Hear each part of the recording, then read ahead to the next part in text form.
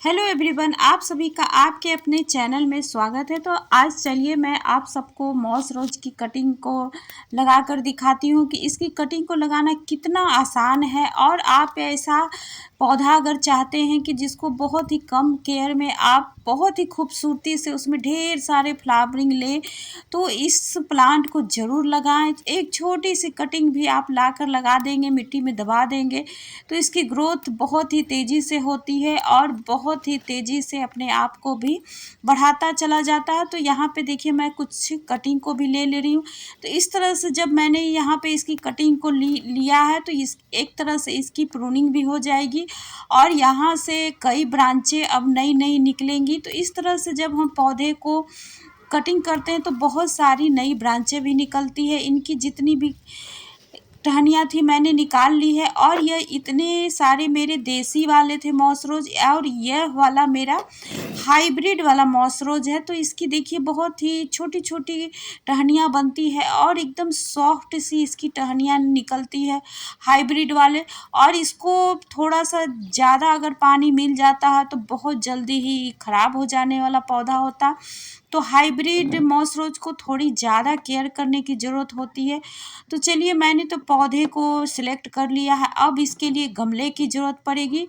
तो मैं यहाँ बेकार से ही स्टूल, एक छोटे से स्टूल को ले रही हूँ जो कि अब टूट चुका है। तो उसको इधर उधर ना फेंक कर मैं उसको गमले में ही यूज करूँगी। तो इसमें देखिए बीच में होल बना हुआ रहता है, तो बस मेरे पास एक प्लास्टिक का जाली था, उसको ही कट करके मैंने उसको नीचे डाल दिया है। और इस देखिए प्लास्टिक वाले जो स्टूल है उसकी ऊंचाई और चौड़ाई बहुत ही अच्छी है और बहुत ही अच्छी खासी इस तरह की जगह जब मिल जाती है पौधों की तो उसकी ग्रोथ भी बहुत ही अच्छी होती है।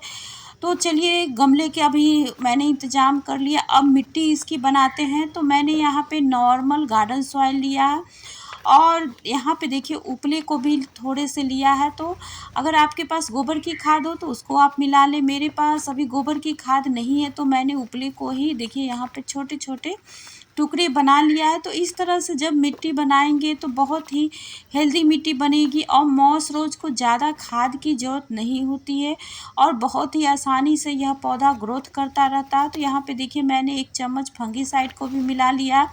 वैसे तो मॉस रोज में कोई भी फंगस नहीं लगता है, सिर्फ इसको ज़्यादा पानी डालने की वजह से यह पौधा ख़राब होता है, नहीं तो यह पौधा सालों साल ही टेरेस में बना रहता है। तो इस तरह से देखिए इस मिट्टी में छोटा सा एक सर्कुलेंट भी निकला तो उसको मैंने हटा दिया है, अलग से गमले में मैं उसको लगा दूंगी। तो इस तरह से देखिए बहुत ही अच्छी तरह से मिट्टी बन गई है और मैं इसको धीरे धीरे हाथों से बना ले रही हूँ। तो इस तरह से बहुत ही सॉफ्ट मिट्टी बनी और मैं बहुत ही थोड़े से ही मिट्टी में इस गमले को, प्लास्टिक वाले को भरूंगी, क्योंकि बहुत ही कम मिट्टी हमारे टेरेस में अवेलेबल होता है। तो बहुत सारे ऐसे कबाड़ होते हैं, उन्हीं का यूज करके हम हेल्दी मिट्टी बनाते हैं। तो यहाँ पे कोई बिना कोई खाद डाले भी इसकी मिट्टी को हम हेल्दी बना सकते हैं। तो देखिए यहाँ पे मैंने थोड़े से सूखे पत्ते को डाला है और यहाँ पे मेरे जितने टेरेस के सूखे पत्ते कचरे निकले हैं उनको भी मैं इसमें डाल देती हूँ। तो इस तरह से कचरे में ही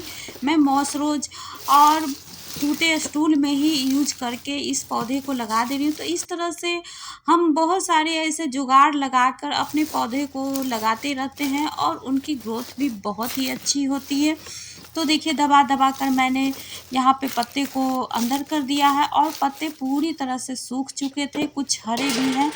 तो हम रोज़ अपने टेरेस में कुछ ना कुछ काम करते रहते हैं तो इस तरह से पत्ते भी निकलते रहते हैं, तो उसका भी हम यूज कर लेते हैं। और देखिए ऊपर से मैंने थोड़ी सी मिट्टी और डाल दी है। तो इस तरह से देखिए बहुत ही हेल्दी मिट्टी बन गई है, अब इसको कोई भी खाद देने की ज़रूरत नहीं पड़ेगी। और मॉस रोज ऐसा प्लांट है कि जिसको हम ठोस रूप में खाद नहीं डाल सकते हैं, क्योंकि यह इसकी पूरी गमले में जड़ें फैल जाती हैं, यह अपने आप को पूरे गमले में ग्रोथ कर लेता है। तो यहाँ पे इसकी छोटी छोटी मैं कटिंग को काट ले रही हूँ और इसकी कटिंग को लगाना बहुत ही आसान है। आप बस इसको इस तरह से कट करें और मिट्टी में हल्के हाथों से जब दबा देंगे तो इसकी ग्रोथ बहुत ही तेज़ी से हो जाती है। और इस पौधे को आप ज़रूर अपने टेरेस में लगाएं। बहुत ही आसानी से नर्सरी में भी बहुत सारे कलर के मिल जाते हैं और बहुत ही कम दाम के मिलते हैं। तो इस पौधे को आप आसानी से अपने टेरेस में लगा सकते हैं। बस इसका वही ध्यान रखना है कि इसको आप कभी भी ओवर वाटरिंग ना करें, तो पौधा कभी नहीं ख़त्म होगा।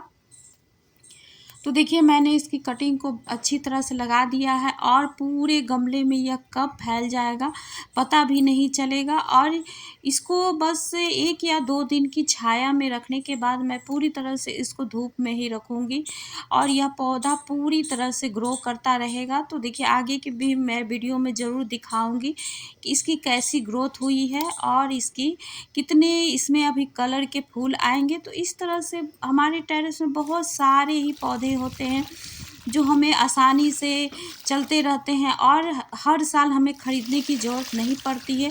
उसमें यह मॉस रोज़ का प्लांट बहुत ही आसानी से चलने वाला प्लांट है। तो आप सभी का बहुत बहुत धन्यवाद।